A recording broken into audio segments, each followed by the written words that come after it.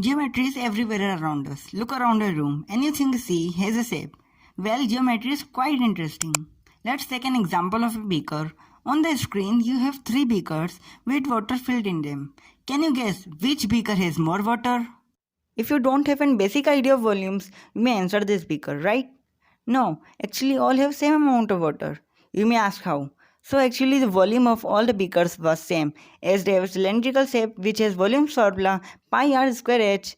On substituting the values of all radius and heights of these beakers, we get their volume is 500 pi centimeter cube. As their volume are equal, they have same amount of water. The geometry we study today has a long history. It was the oldest branch of maths after arithmetic. The knowledge of geometry was studied in various forms in every ancient civilizations, be it in Egypt, Greece, Babylonia, India, China, Incas, etc. Let's take Egypt. In ancient times, every year River Nile used to flood and destroy nearby boundaries. And the land was not measured properly because they hadn't fixed unit at that time. So whenever the river floods, it destroys boundaries.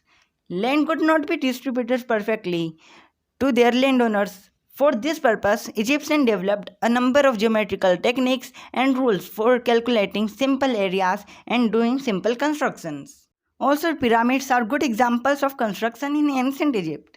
Also, in the Indian subcontinent, the Indus Valley civilization made an extensive use of geometry. The cities were highly developed and very well planned. For example, roads were parallel to each other and was an underground drainage system.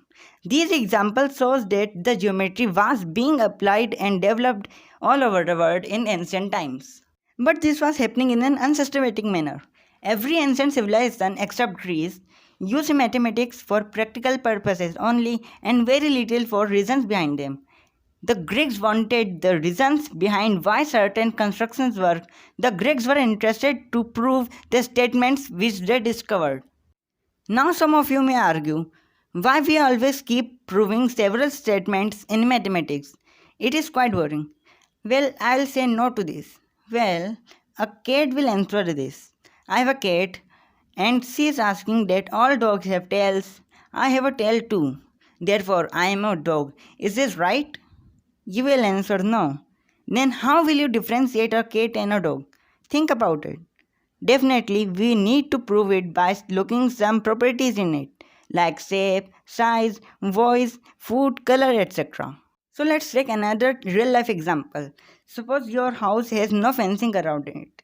But one day your neighbor decides to fence around his land. After he was done, you found that a part of your land was covered under his fence.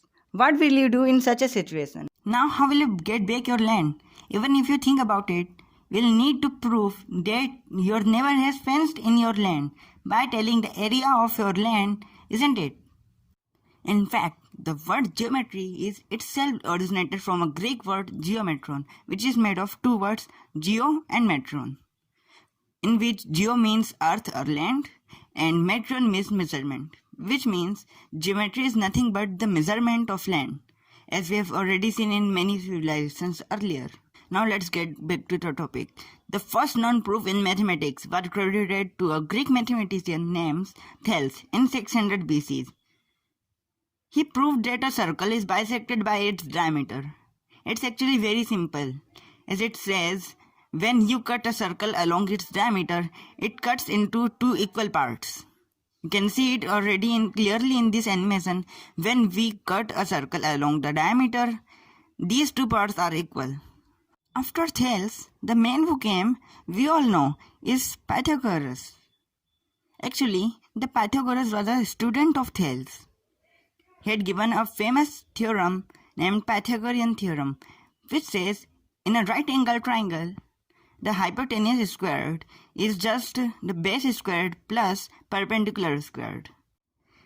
Today we have covered till Pythagoras. In the next episode, we will see Euclid and his contribution towards geometry. So that's all for today, and I'll see you guys in the next video. See you then.